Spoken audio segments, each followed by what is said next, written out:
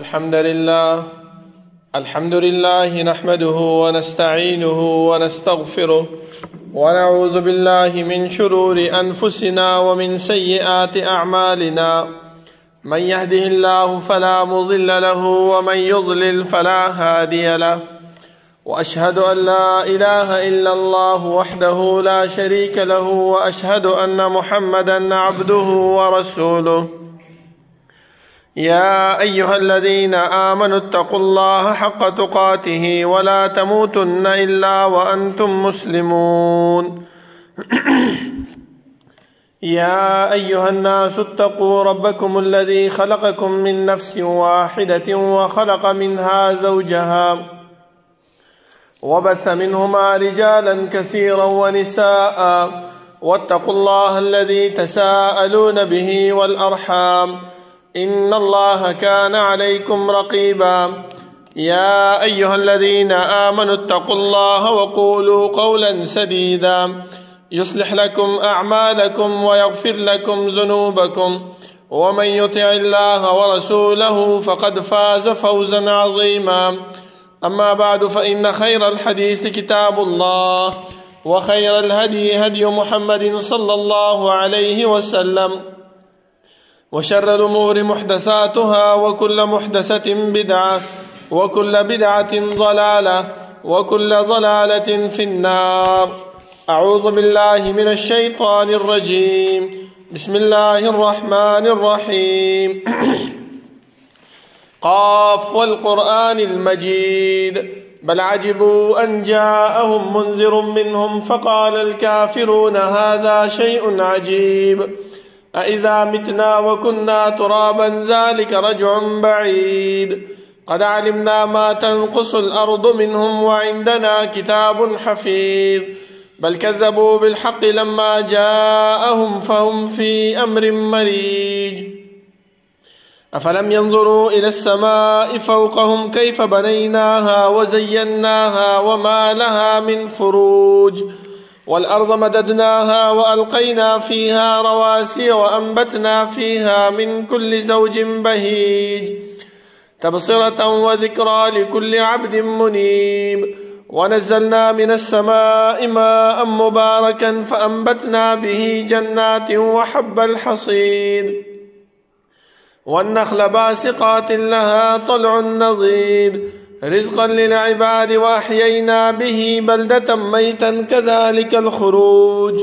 كذبت قبلهم قوم نوح وأصحاب الرس وثمود وعاد وفرعون وإخوان لوط وأصحاب الأيكة وقوم تبع كل كذب الرسل فحق وعيد.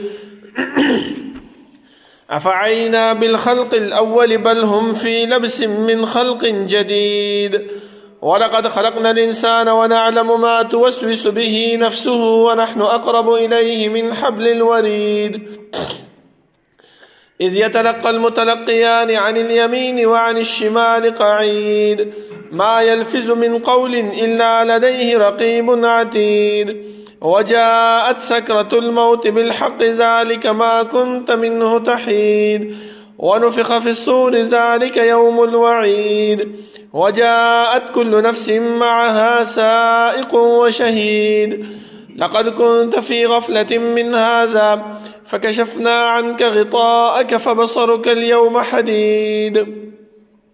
وقال قرينه هذا ما لدي عتيد. ألقيا في جهنم كل كفار عنيد، مناع للخير معتد مريب. الذي جعل مع الله إلها آخر فألقياه في العذاب الشديد. قال قرينه ربنا ما أطغيته ولكن كان في ضلال بعيد. قال لا تختصموا لدي وقد قدمت إليكم بالوعيد. ما يبدل القول لدي وما أنا بظلام للعبيد. يوم نقول لجهنم هل امتلأت وتقول هل من مزيد. وأزلفت الجنة للمتقين غير بعيد. هذا ما توعدون لكل أواب حفيظ. من خشي الرحمن بالغيب وجاء بقلب منيب. ادخلوها بسلام. ذلك يوم الخلود لهم ما يشاءون فيها ولدينا مزيد وكم أهلكنا قبلهم من قرن هم أشد منهم بطشا فنقبوا في البلاد هل من محيص إن في ذلك لذكرى لمن كان له قلب أو ألقى السمع وهو شهيد ولقد خلقنا السماوات والأرض وما بينهما في 6 أيام وما مسنا من لغوب فاصبر على ما يقولون وسبح بحمد ربك قبل طلوع الشمس وقبل الغروب ومن الليل فسبحه وأدبار السجود واستمع يوم ينادي المناد من مكان قريب يوم يسمعون الصيحة بالحق ذلك يوم الخروج إنا نحن نحيي ونميت وإلينا المصير يوم تشقق الأرض عنهم سراعا ذلك حشر علينا يسير نحن أعلم بما يقولون وما أنت عليهم بجبار فذكر بالقرآن من يخاف وعيد اللهم صل على محمد وعلى آل محمد كما صليت على إبراهيم وعلى آل إبراهيم إنك حميد مجيد اللهم بارك على محمد وعلى آل محمد كما باركت على إبراهيم وعلى آل إبراهيم إنك حميد مجيد بسم الله الرحمن الرحيم ومن الناس من يجادل في الله بغير علم ولا هدى ولا كتاب منير الله رب العالمين حمد و ثناء او جناب محمد رسول الله صلی الله علیه وسلم باندې درود و سلام نه بعد زما معزز و محترمو الله رب العالمین چې مونږ پیدا کړیو نو زمونږ د پیدایش مقصد هغه مهمل بیکاره او عبث نو بلکې الله رب العالمین چې کوم مقصد د پاره د دنیا ته را لېږلیو د هغې مقصد د بیانولو د پاره رب العالمین د آدم علیه السلام نه نیولې تر جناب محمد رسول الله صلی الله علیه وسلم پورې انبیاء اکرام راولېږل او دې انبیاءو ته دا ډیوټي حواله کړه چې انبیاء خپل امت ته او زما بندګانان په دې خبره باندې خبر کړي چې څوک زما تابعداري زما وحدانیت زما بندگی کوي الله رب العالمین د داسې خلکو د پاره نعمتونه جنت او خوشحالیانې تیاری کړي دي او کوم انسانان چې په دې لاره باندې نزي رب العالمین د داسې خلکو د پاره عذاب او جهنم تیار کړی دی او خپل غصه او قهر تیار کړی دی زما محترمو ځکه الله رب العالمین په صفاتو کې دا صفت موجود دی چې وهم یسألون دا مکلف مخلوقات چې هر څومره دي خو هغه انبیا دي او که امت ته باچاهان دي او که رعیه ده مالدار دی او که غریب دی د هر یو فرد نه به الله رب العالمین تپوس او پوښتنه کوي دا په دې وجه باندې چې زمونږ د دنیا دا ماحول دی چې کله کم یو انسان کم عمل وکړي نو د هغې عمل نه چې کله گیر شي په هغې باندې نو بیا د هغې نه سمدستي منکر کېږي چې یاره ما دا کار نه دی کړی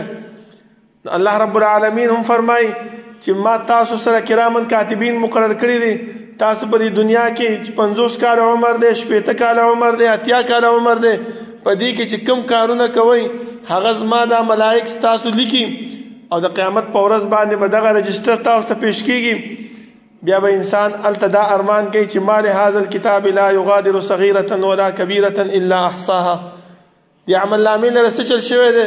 چې نه زما وړه ګناه یې پرېښې ده او نه غټه ګناه بلکې ټوله یې را اشاره کړې ده زما محترمو بیا د دې دنیا دا ماحول دی چې کله څوک گواهی پیش کړي نو هغه انسان چې چا دا جرم کړی دی د هغې گواهانو باندې هم اعتراض کوي چې یاره دا گواه زه خو چې کوم وخت کې ما دا کار کولو دې انسان زه نوم دی دا دروغ باندې گواهی کوي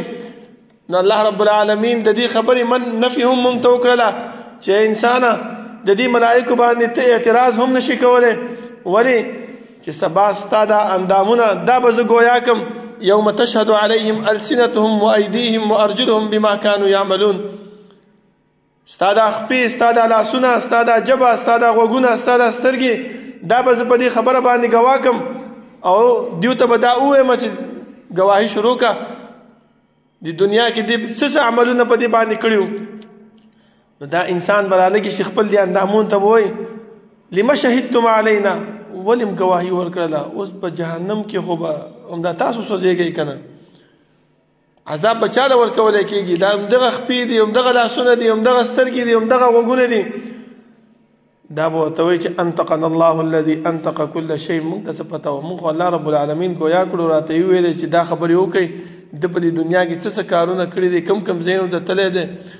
صحیح عملونه یې کړي دي بد عملونه یې کړي دي د الله رب العالمین د رضا کولو اعمال یې کړي دي د الله رب العالمین د غصې کولو د قهر کولو اعمال یې کړي دي څه یې کړي دي موږ هغه هر څه بیان کړل سوځېدو نه سوځېدو سره به وروستو ګورو زما محترمو دا ټولې خبرې الله رب العالمین موږ ته په دې دنیا کې بیان کړي دي خو موږ د هغې نه غافل یو د هغې نه خبر نه یو په کار دا دی چې موږ په دې باندې ځان خبر کو چې سبا د الله رب العالمین مخې ته ورځو چې کامیاب او کامران ورشو الله رب العالمین چې زموږ نه تپوس کوي چې انسان دا عمل دې کړی ولې دې کړی دا عمل دې کړی ولې دې کړی نو موږ به ورته وایو چې الله ستا په قرآن کې تا چې کوم قرآن کریم را لېږلی او په هغې کې دغه خبره موجوده وه تا چې کوم پیغمبر زموږ د هدایت او رهنمایي دپاره را لېږلی و هغه پیغمبر موږ ته دا خبره بیان کړې وه دې وجې نه ما دا کار کړی دی زما محترمو نن سبا دور دا د فتنو دور دی نن سبا دور دا د داسې دور دی چې انسان په وړه وړه خبره باندې کفر طرف ته دانګي وړه وړه خبره باندې د دین نه اوړي نو په کار دا دی زما محترمو چې مونږ ته څوک څه مسله بیانه کړي څه خبره مونږ ته بیان کړي نو د هغې بیانولو سره مونږ چې دی نو په هغې باندې تحقیق وکړو په هغې باندې جانچ پړتال وکړو چې آیا دغه مسله په قرآن کې په احادیثو کې موجود ده او که نه ده موجود لکه تاسو وګورئ نن سبا دا زمانه د سوشل میډیا ده په سوشل میډیا باندې هر یو انسان خپل ځان مشهورولو لپاره خپل ځان ته شهرت حاصلولو لپاره هغه مشهورول پرېږدوه شهرت پرېږدوه دا نن سبا مصیبت دا دی چې په دې سوشل میډیا باندې پیسې میلاویږي د دې پیسې د حاصلولو لپاره موږ دې ته نه ګورو چې یاره دا د ګناه کار کوو دا د ثواب کار کوو دا زموږ د رهنمایي لاره ده دا زموږ د هدایت لاره ده دا زموږ د ګمراهۍ لاره ده بس په هغې کې نښتي یو چې په څه طریقې سره ماته پیسه میلاوه شي تاسو وګورئ زما محترمو یو څو مثاله د دې در کوم بعضې خلک داسې دي چې هغو ځان مشهورولو دپاره مونږ غوندې عوامو ته مونږ غوندې کمزورو خلکو ته مونږ غوندې ناپوهه خلکو ته د الحاد فتنه اچوي څنګه بیانوي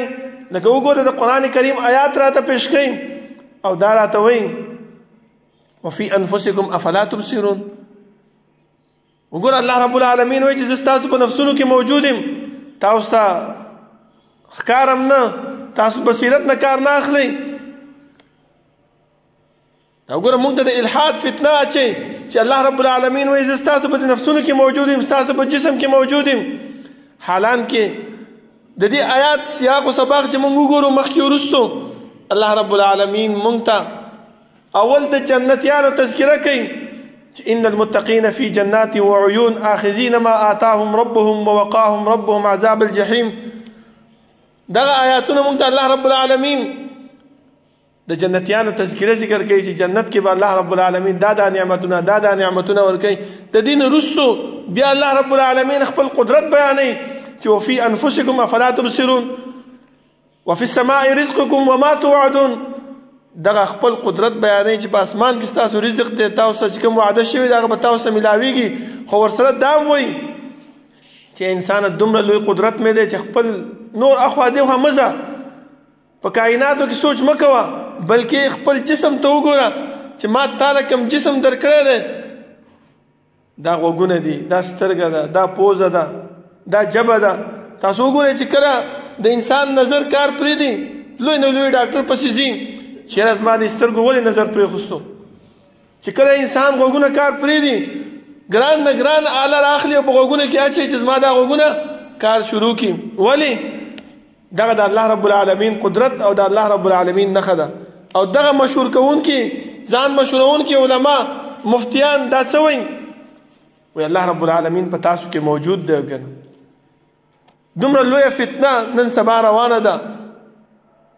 مونږ څه وایو مونږ دا وایو او کنه وګوره مفتی صاحب دی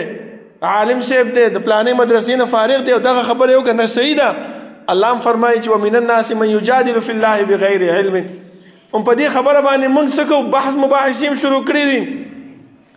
لکه بل ځکه الله رب العالمین فرمایي چې هو معکم اينما کنتم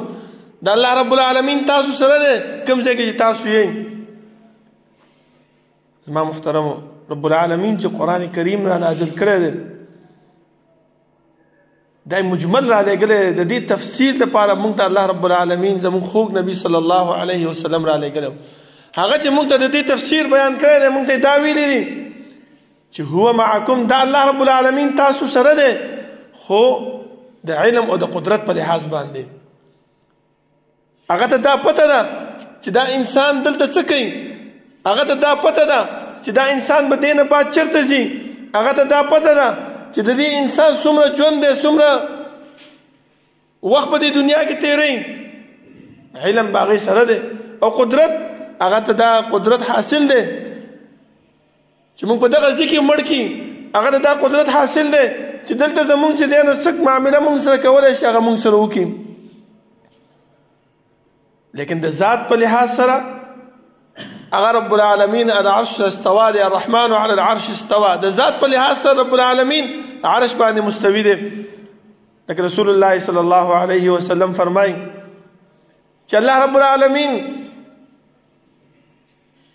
د شپې په اخره حصہ کې اسمان د دنیا ته راکوزيږي همدغه مليان زما محترمو دا د دې خبرې نه انکار کوي ولی وکړه چرته الله رب العالمین اسمان د دنیا ته راکوشي نو د اسمان د دنیا خو کمزور دی الله رب العالمین خو ډیر لوی دی هغه به برداشت کوي او کنه به برداشت کوي خچته راکوشو ال د عرش کې بسو کې ا کرسي به خالی پاتې شي دا بشي هغه بشي نو دغه خبرې مونږ ته بیان کې زما محترمو مونږ په لانجه باندې واړی مونږ خپل منځ کې مجادله شروع کو بحث مباحثه شروع کو او شیطان چې الله رب العالمین سره کوم وعده کړی و چې لأزيننهم في الارض ولأغوينهم اجمعين اے الله دا ستا بندګانان بس دا بد عمل دا جهنم ته د تګ عمل دا د خلاف شریعت عمل دا به ته ثواب په نیت پیش کوم دیو بیا توبه هم نو باسي الله رب العالمین ته راضي هم نه او په دې کې به سوي مصروفه وي او زه به ځان سره چې دینه دیو ټول څه کوم جهنم ته به بوزم الله رب العالمین موږ ته دا واضح کړ چې ان الشیطان لكم عدو فاتخذوه عدوا شیطان ستاسو دشمن دی نو په دشمنی سره ونیسئ موږ څه کوو دې شیطان موږ خپل منځ کې په بحث مباحثه باندې اخته کړیو اسم دین را نه پاتې دی بیا موږ د چانه تاسو نه کوو تحقیق نه کوو بس موږ سره سوشل میډیا په لاس کې ده سم د ستیپ چې دی نه ګوګل کې ورکو هغه موږ د الټه سیده مليان را مخې ته کی د قران کریم آیات د حدیث د رسول الله صلی الله علیه وسلم موږ ته پیش کړي خدای مطلب هغه غلطه خلی تکه زه تاسو یو بل مثال درکم دی پنجاب کې یو عالم دی هغه بیان کوز ما محترمو د رفع الیدین متعلق خبره کوله چې ګو د رفع الیدین د رسول الله صلی الله علیه وسلم د ابتدایي ژوندو روستو ژوند کې بیا هغه نه دی کړی او دا رفع الیدین نشته دی د دې د نشواله وی دلیل وګوره وی دا اهل حدیث رونه مونږ ته بخاری او مسلم پیش کوي بخاری او مسلم پیش کوي زم تاسو د مسلم یو حواله در کومه وی د کتاب الصلاه پلانې نمبر حدیث پلانې نمبر صفحه دا ټول حواله ورکي خو زما محترم صرف دلته ځان مشهوري دغه حواله هغه ورکي خو غلطه ورکي زما غوندې امي ناپویا هغه وی وګوره کنه لوی عالم دی دومره مخلوق ته ناشته ولې دیو نه پويږي څه سبحان الله والحمد لله مو پس لا وای وې دې کې دومره پوهه څوک نشته چې دا خبره وته وکي ته دروغ وې ته غلط وې الله رب العالمین فرمایي چې ومن الناس بعض د خلقنا من يجادل في الله دا الله رب العالمین په باره کې دا غي د دین په باره کې دا غي د شریعت په باره کې دا غي د احکاماتو په باره کې بحث مباحثي کوي جدال کوي پس باندې بغیر علم واسه نشته ده خو بس صرف دا سوشل میډیا مخې ته کوي دې لوی فتنه جوړه کړې د زما محترمو هغه دلیل څه ورکوي زما محترمو؟ دې دلیل ته تاسو وګورئ، تاسو ته بخپله اندازه وشي. وایي ګوره رسول الله صلی الله علیه وسلم فرمایي، وایي تاسو چې کله مانځه ته ودرېږئ نو تاسو لاسونه مه اوچتوئ په شان د هغه اسونو. هغه بچی چې کله د اس پیدا شي نو هغه ډېر شوخ وي، دا ټوپونه وهي، کله لکۍ خوځوي، کله دا خپې اوچتوي. وایي دغه شانتې ټوپونه مه وهئ، دا لاسونه داسې مه اوچتوئ. وایي حالانکه چې کله تاسو امام بخاری رحمه الله کتاب صحیح البخاری، امام مسلم رحمه الله کتاب صحیح المسلم وګورئ، دغه حدیث دې دواړو کتاب التشهد کې راوړی دی چې کله به صحابه کرام تشهد ته کېناستل، بهر نه به چې کوم کس راغی السلام علیکم به یې واچو، یو به دا لاس داسې اوچت کو. نو رسول الله صلی الله علیه وسلم منع کړ چې دغه شانتې د اسونو د بچو غوندې دا لاسونه مه اوچتوئ، دا لکۍ چې د هغو د مستۍ نه اوچت کړي دغه څانې مه اوچتوئ. لیکن په مانځه کې استقامت وکړئ، په مانځه کې عاجزي او انکساري وکړئ. دې مولیانو دغه حدیث راغستی دی، پر رفالدین باندې چسپان کړی دی. مونږ څه کوو؟ مونږ په هغې باندې عمل شروع کړی چې ګوره که نه رفالدین نشته دی، دا نشته دی، هغه نشته دی. بل زما محترمو دا د خپې ملاولو په باره کې دغه علما فرمایي وایي دا خپې ملاول نه دي جایز. خپله یو واقعه بیانوي، یو عالم دی وایي زه چې کله د دورې حدیث نه فارغ شوم وایي یو ځای کې ولاړم، وایي ما سره یو اهل حدیث ودرېده، وایي ما به دې خپله دې خوا کوله، ده به د خپلانو نږدې کوله. وایي مانځه نه بعد ما ورته وویلې چې وروره دا ولې داسې کوې؟ وایي هغه راته حدیث ویل چې رسول الله صلی الله علیه وسلم فرمایي چې دا خالیګاه بند کېدل د شیطان ودرېږي. وایي ته چې دا دومره کلاو ولاړې داسې شی د منځ کې شیطان نه ننوځي.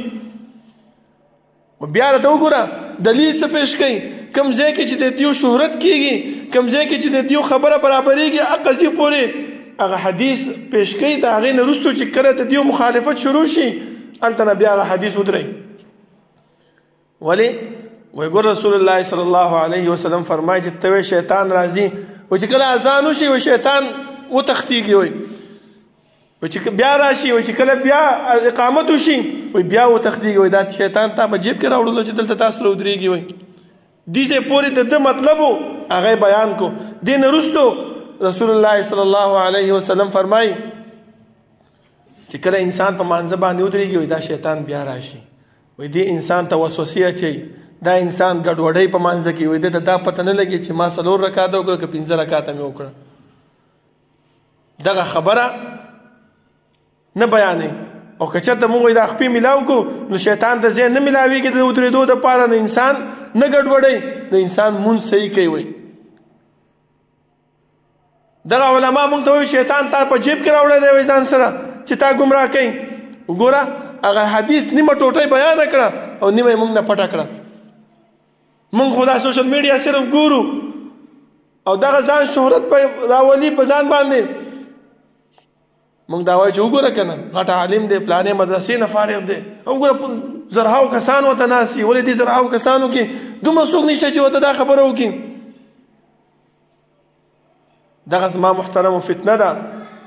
زمونږ د ګمراه کولو، زمونږ د سمې لارې نه د اړولو. په دې باندې موږ ته پکار دی چې صحیح ده سوشل میډیا کتل پکار دی، د هر عالم خبره اورېدل پکار دی، خو لیکن چې کله عمل کو نو په دې عمل کې موږ ته پکار دی چې موږ د جان پړتال وکړو چې آیا الله رب العالمین موږ ته په دې خبره باندې څونه حکم کړی دی. رسول الله صلی الله علیه وسلم چې الله رب العالمین را لېږلی دی هغه موږ ته په دې باندې څومره حکم کړی دی. که بې تحقیقه موږ په یو کار باندې عمل شروع کړو نو موږ به زما محترمو ګمراه شو، موږ به د سمې لارې نه واوړو. بیا به د الله رب العالمین مخې ته چې ورځو، الله رب العالمین موږ سره چې کوم کرامن کاتبین مقرر کړي دي هغه به موږ ته دا رجسټر کړي. دا رجسټر چې موږ ګورو بیا به هلته صرف دا ارمان کوو چې ما لهذا الکتاب لا یغادر صغیرة ولا کبیرة الا احصاها. دا څنګه عمل نامه ده؟ دا څنګه رجسټر دی چې نه خو زما وړه ګناه پرېښې ده او نه غټه ګناه پرېښې ده؟ د خولې نه مې چې سمه خبره ویستې ده هغه یې م راته لیکلې ده، او چې غلطه خبره مې ویستې ده هغه یې م راته لیکلې ده. بیا زما محترمو صرف بچ کېدل په څه باندې نه، د الله رب العالمین په رحمت او په فضل باندې. که هغه وغواړي ان شاء عذب و ان شاء غفره، که وغواړي عذاب به درکړي او که وغواړي نو بخښنه به درته وکړي. دا صرف د الله رب العالمین د فضل او رحمت باندې. که نه نو شیطان او د شیطان حواریینو موږ له داسې مواقع میسر کړي دي، داسې لارې موږ ته جوړ کړي دي چې موږ سمدستي د هغه لارې باندې د الله رب العالمین نه، د الله د رسول نه اړئ. کوم علماو چې موږ ته دا دین را رسولی دی، د هغه علماو په باره کې هم موږ خبرې اترې شروع کړو چې یاره دا خو فلانې فتنه کې مبتلا و، دا خو فلانې فتنه کې مبتلا و، د سمه خبره نه ده را رسولې دي، داسې کړي دي، د هغسې کړي دي. که چېرته سمه خبره هم بیان کړی شي هغه مني در سره نه، وایي که دا داسې وشي داسې به شي، لکه هغه د معطلو جهمیانو عقاید هغه مونږ ته مخې مخې ته کوي. زما غوندې عامي کم علمه په دې باندې نه پوهېږي، ایسته په هغه لاره باندې روان شي او ګمراه ترې نه جوړ شي. زما محترمو، بل لوی مصیبت مونږ کې دا دی چې مونږ ته څوک سمه خبره هم کوي، هغه سمې خبرې ته مونږ شیطان نه برابروي. ځکه الله رب العالمین بل ځای کې هم فرمایي چې کله دا انسان ومن الناس من يجادل في الله بغير علم ويتبع كل شيطان مريد، او دا تابعداري کې د شي د هر یو شیطان چې هغه په کوم لار باندې روان کی هغه لار باندې صدا روانيږي. ولی شیطان خدای الله رب العالمین سره وعده کړی و، خو چې کله وی الله رب العالمین دا د مغفرت او د استغفار آیاتونه را نازل کړل، و شیطان یو ورځ خپل دا مجمره غونډه کړه او خپه ناستو. هغه ملګرو ورته ویل چې مشره ولې خپئ؟ هغه ورته ویل چې یاره الله رب العالمین داسې یو آیات را نازل کړی دی، داسې یو حکم نازل کړی دی چې زمونږ د ټولو ورځې خواري محنت هغه څه کړي، هغه برباد کړي. دا انسان چې مونږ ګمراه کړو، سمې لارې نه واړو، دا وایي چې الله رب العالمین ته راشي توبه وباسي، استغفار وکړي. په هغه توبه او استغفار باندې الله رب العالمین دا انسان معاف کړي، زمونږ خواري هغه برباد او عبث لاړه وایي. د کشرانو کې ناستو هغه ورته وایي چې مشره مه خفه کېږه، دا خو څه دومره غټه خبره نه ده، داسې به وکړو چې دغه د ګناه عمل، دغه د الله او د الله د رسول صلی الله علیه وسلم نه د اورېدو عمل، دغه د جهنم ته د تګ عمل، دا به د انسان ته د ثواب په نیت پیش کړو. لکه تاسو وګورئ که نه، موږ ډېر عملونه داسې کوو چې په هغې کې نه د قرآن نه دلیل شي وي، نه د حدیث نه کوم دلیل وي، خو بس صرف څوک چې موږ ته وایي چې هلکه دا کار مه کوه، نو موږ سره بس مسائل ډېر دي، دلایل را سره ډېر دي، خبرې را سره ډېر دي، بس بحث مباحثه شروع کړو. او الله هم فرمایي چې ویتبع کل شیطان مرید، شیطان ورپسې دی، د سمې لارې نه ایستی واړی. په کار دا دی زما محترمو چې موږ دې خبرو ته سوچ وکړو، په دې خبرو باندې ځان قانع کړو. لکه سبا چې الله رب العالمین حضور ته حاضر شو، الله رب العالمین ته به داس نه شو چې الله زه خو نوم خبر، زه خو امي ومه، زه خو ناعلمه ومه، بس ما خو دې مولیانو پسې تلمه، دې ملا به چې څه ویله ما به هغه منله. الله به ورته وایي چې ولې ما دین نه و درلېږلی، ما پیغمبر نه و درلېږلی، هغه تا ته بیان نه دی کړی، چې کړی دی نو بیا تا منلی ولې نه، په هغې باندې سوچ ولې نه کوو، هغې باندې جانچ پړتال تحقیق دی ولې نه کوو. اوس ما سره هېڅ هم نشته، ملایکو ته به وایي چې پړ مخې جهنم ته راکاږئ. نو زمونږ هغه د 40 کاله چې کوم عمر دی، 50 کاله، 80 کاله، 100 کاله زمونږ چې کوم عمر دی، هغه عباس او برباد لاړو. په کار دا دی زما محترمو چې په دې هر عمل باندې موږ سوچ وکړو، کم قدم چې اوچتو نو په دې خبره باندې اوچت کړو چې یاره دې قدم اوچتولو باندې په دې باندې د الله او د الله د رسول صلی الله علیه وسلم حکم شته و که نه. آیا دغه علما ما گمراه کوي د سمې لارې نه مې اړې او که نه؟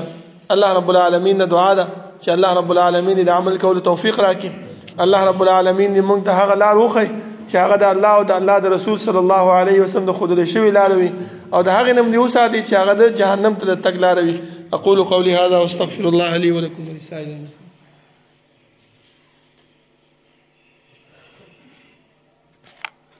إن الحمد لله نحمده ونستعينه ونستغفره ونعوذ بالله من شرور أنفسنا ومن سيئات أعمالنا